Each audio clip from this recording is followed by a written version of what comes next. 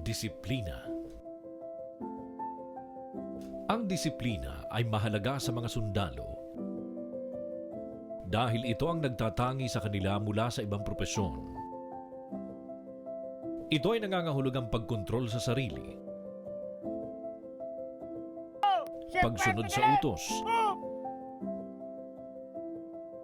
at paggalang sa mga regulasyon, kultura at military tradition. Sa pamamagitan ng training, ang disiplina ay isinasabuhay mula sa simula ng kanilang pagsasanay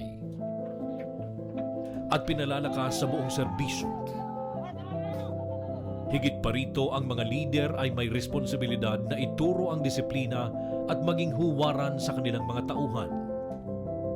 Sa kabuuan, ang disiplina ay hindi lamang tungkol sa pagsunod,